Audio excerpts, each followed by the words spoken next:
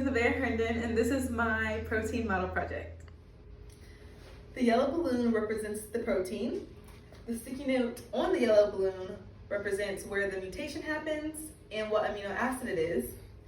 My orange balloons represent the other proteins around the main protein, and the blue strings represent the signals being sent from the KRas protein. I was assigned the KRas protein with a mutation at amino acid number 12, which is glycine, and it's replaced by aspartic acid. The protein KRas has 188 amino acids. G12D is the most common mutation, and it's located in the protein's active site.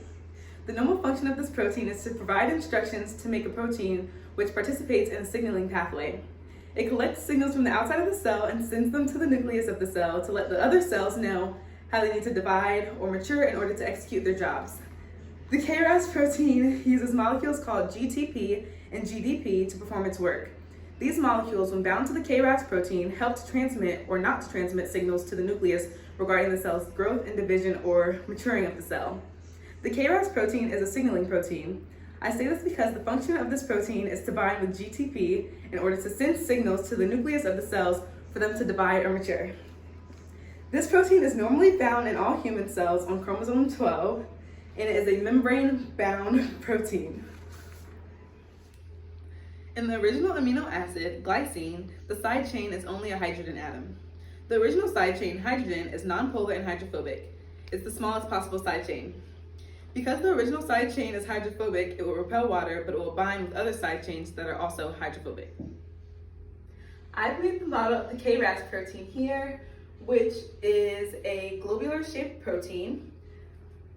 The amino acid that we'll be focusing on today is glycine, which is amino acid number 12. It's located in the active site. When this protein binds to the molecules GTP or GDP, they act as on and off switches that let the cell know when signals are being sent. When the protein binds with GTP, labeled here in green, it sends signals to other proteins to let them know how to produce their cells. When it is binded with the GDP molecule, it stops so that there's not an overgrowth of cells. When the protein KRas is mutated, the protein becomes more active. I say that the protein becomes more active because when it is mutated at amino acid number 12, it begins to give the possibility of cells being cancerous by overgrowth or by producing new cells at a faster rate. The mutation of the protein occurs at amino acid number 12. This can be shown on the lower left-hand side of the model. The structure of the protein changes within because once it is mutated, two other amino acid groups are affected and form an effector loop. This makes the binding area of GTP change, which results in the signals sent to other proteins being amplified. Once the mutation happens at amino acid number 12, it changes to aspartic acid, which has a side chain of CH2COOH. This is a negatively charged molecule that is also acidic. The main functional group within the side chain include a carboxyl group. The side chain is polar and hydrophilic. In comparison to glycine side chain, the side chain of the mutation, which is aspartic acid, is relatively large. The original amino acid side chain will bond with other hydrophobic side chains, while the mutated side chain that happens will be hydrophilic, water-loving. The mutation affects the protein's function by being continuously active and over-signaling for growth and production of cells. This affects the other proteins near as well. This makes it more likely for cells to become cancerous. It will affect the organism by giving them cancer that will most times reject treatment.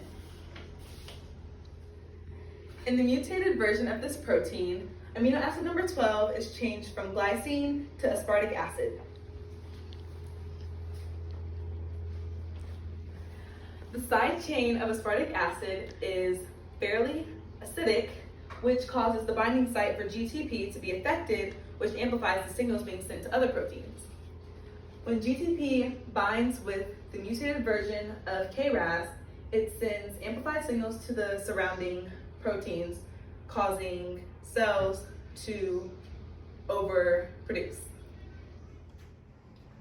Three limitations that my models include is that when I was presenting the wild type form of my protein and showing the binding sites for GTP and GDP, when I placed GTP, you could not see that signals were being sent, showing that GTP was turning it on.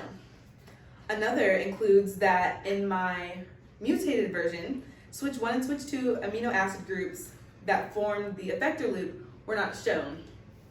Lastly, my model did not show the membrane that the protein is bound to, since KRas is a membrane-bound protein.